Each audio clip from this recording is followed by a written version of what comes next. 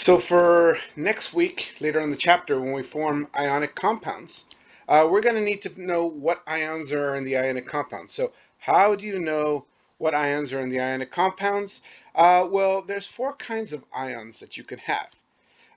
We generally saw earlier that there was two kinds of ions, the positive ions and the negative ions, and that is true. But there are two kinds of positive ions, or cations, and there's two kinds of anions, negative ions.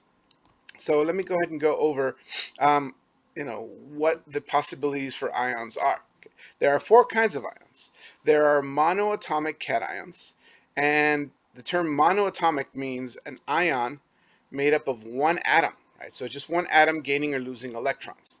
So monatomic cations are those atoms that lose electrons. They are positive ions made from a single atom, and we get them from elements in columns 1, 2, and 13. Okay. The second type is monoatomic anions, and those are, since they're anions and they're monoatomic, those are the ions that come from single atoms. Remember, the prefix mono means one, and atomic refers to atoms. So those refer to um, you know atoms that have turned to ions by gaining electrons. So therefore, they are negative ions made from a single atom. These are nonmetals found in columns 15, 16, 17 on the periodic table. So if you're given your standard periodic table, you should be able to find them. So here we have standard periodic table. I've color coded them. Most of your periodic tables won't come color coded, but if they are these guys, there are rules for the columns that are highlighted. There are rules for what ions they will turn into. So any element in column 1 will get a +1 charge. So I can put down here, I'm going to put +1, just to remind us. Okay. And that holds for all these guys, not just the potassium that I wrote over here, but all these guys get a +1. If rubidium turns into ion, it gets a +1 charge. If lithium turns into an ion, it gets a +1. We already saw that occurring earlier. Cesium and francium, they get turn into ions, they get a +1 charge. Everything in column 2, because they all have 2 valence electrons, gets a +2 charge. And then if everything in column 13 has 3 valence electrons. Once again, remember, these transition metals right here are different. So no rules for them. I'll put an X here.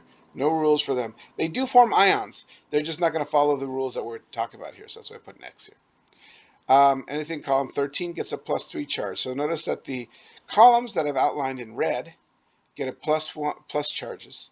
The first column gets a +1 charge. Any element in the first column gets when it turns into ion gets a +1 charge. Any element in the second column when it turns into an ion gets a +2, and any element in the third column gets a +3. Okay. On the right side over here, right, this is the column for carbon, and silicon similar. All these guys have 4 valence electrons. Sometimes they're +4, sometimes they're -4, but that's rather rare. Now these guys are more common. Anything in column 15 gets a -3 charge. Everything in column 16 gets a -2 charge because they have 6 valence electrons. They just need 2 more to make 8. And everything in column 17 gets a -1 charge. Okay, so notice the pattern. +1, +2, skip over the next tall column, +3. I like to think of the anions, start counting from this side. So I'm going to put a 0 here in the column, in the first column for the noble gases. They don't get a positive charge. They don't get any. They don't form ions. Then 0, -1, -2, -3. So if I have a bromide ion, that's a -1 charge.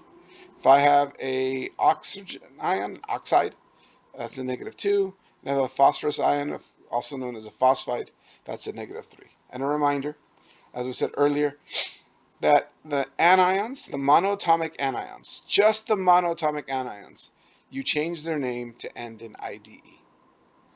The cations don't change their name.